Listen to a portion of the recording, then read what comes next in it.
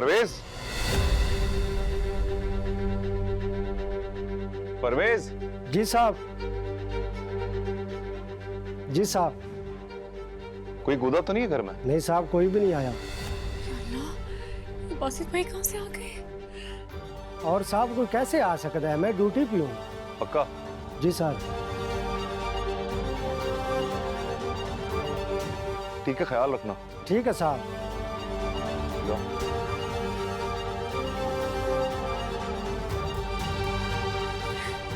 ये मनहूस लड़का तो मेरी जान का साफ बन गया। क्या करूं? अल्लाह प्लीज इस मुसीबत को टाल दे।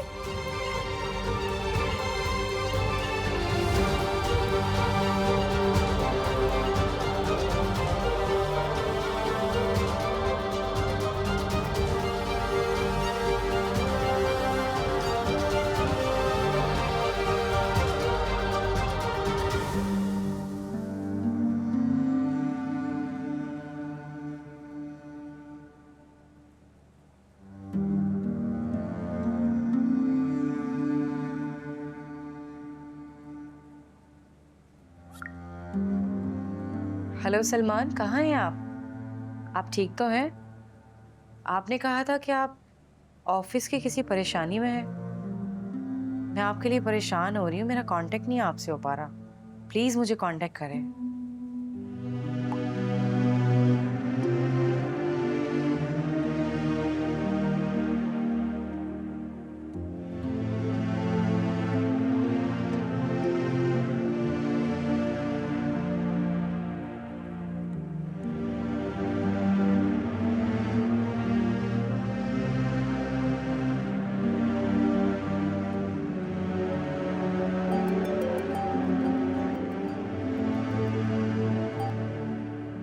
सलमान, कहाँ हैं आप? मैं कब से आपको फोन कर रही हूँ। आई एम सो सॉरी रिदा, इतना उलझ गया हूँ कि समझ नहीं आती इस सिचुएशन से कैसे बाहर निकलूँ। प्लीज मुझे बताएं सलमान, शायद मैं कुछ कर सकूँ आपके लिए। नहीं, मैं खुद देख लूँगा। एक्चुअली मेरा लॉस ही इतना बड़ा है कि मैनेज करना मुश्किल है। कुछ पेमेंट्स मेरी रुकी हुई हैं, अगर वो क्लियर हो जाती तो ये मामला इजीली मैनेजेबल था। But let's see. I wish Salman मैं आपके किसी काम आ सकूं। आपकी इस परेशानी में मैं कुछ काम आ सकूं आपके। आपका मेरे लिए इस कदर परेशान होना, फिक्र शो करना, मेरे लिए कुछ करने की ख्वाहिश का इजहार करना, ये एहसास मेरे लिए काफ़ी है रिदा। बाकी बिजनेस इश्यूज में खुद देख लूँगा। हमेशा से मैं तन्हा लड़ता आया हूँ।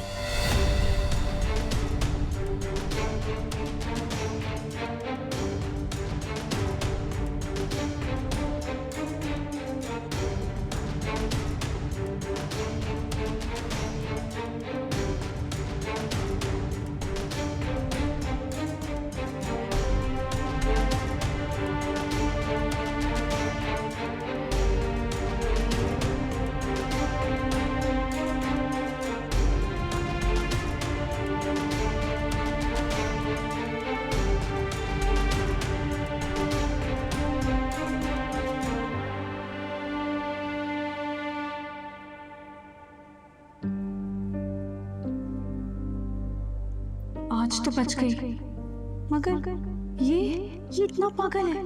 मैंने कभी नहीं सोचा था। मैं तो इसे फ्लर्ट ही समझती थी, मगर ये तो बहुत सीरियस था। अल्लाह,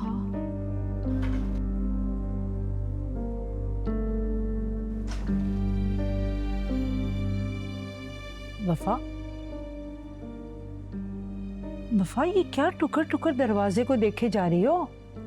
जाओ, जाकर सो जाओ।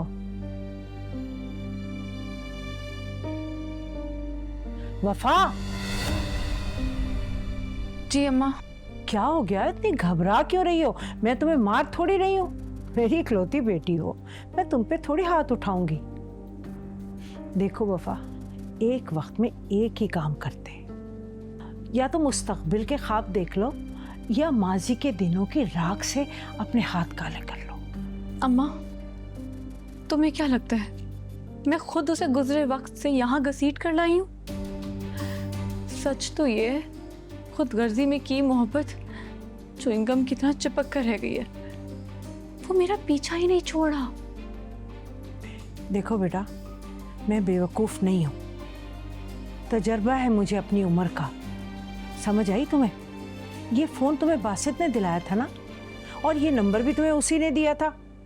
फिर ये यूसुफ के पास कैसे गया? अम्मा, मैंने उसे ये नंबर दिया था, मगर खुशी खुशी नहीं दिया था।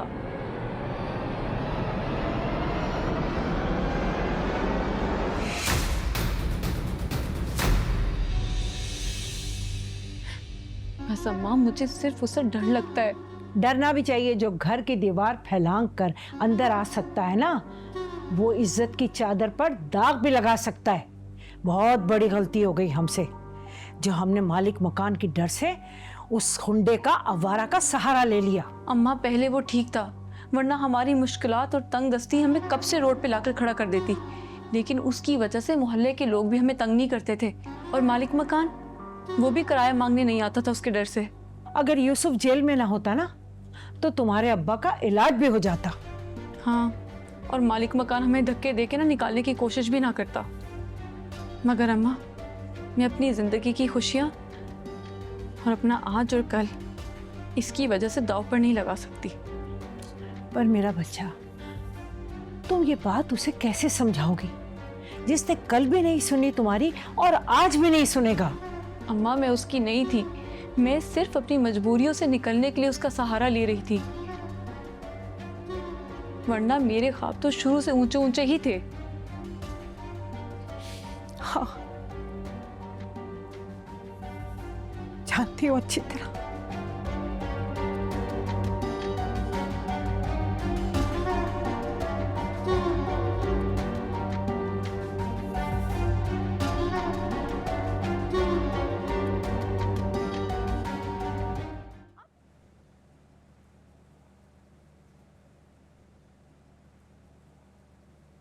अच्छा, तो देखूं तो कि मेरे लिए तुम लाए क्या हो।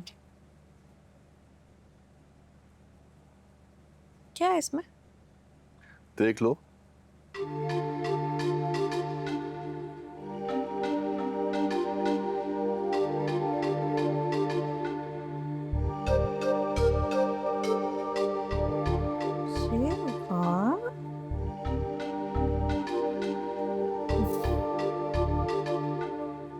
तो बहुत खूबसूरत है। Thank you so much. You are welcome. वैसे क्या जरूरत थी इतना खर्चा करने की? इस घड़ी के बदले ना मैंने बहुत कीमती चीज हासिल की है। इस घड़ी के बदले क्या कीमती चीज खरीदी है तुमने? तुम्हारी खुशी, जो इस वक्त तुम्हारे चेहरे पर है। तुम्हारी मुस्कुराहट ना तुम्हें इस वक्त दुनिया की सबसे खूबसूरत बीवी बना रही है। चलो ये पकड़ो, ज्यादा मक्खन लगाने की जरूरत नहीं है, पहनाओ इसको।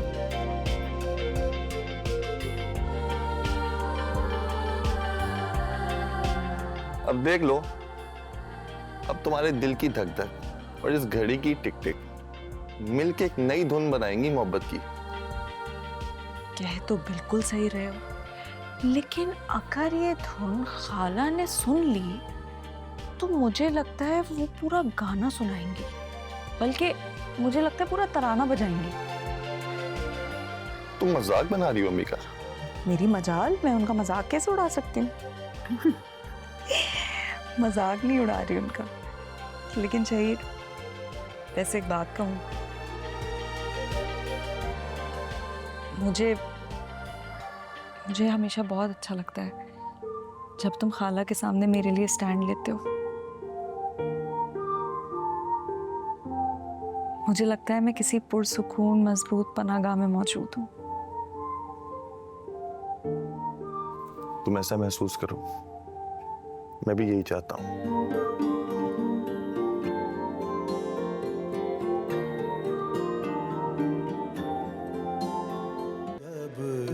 आंखें मैं बंद करता हूँ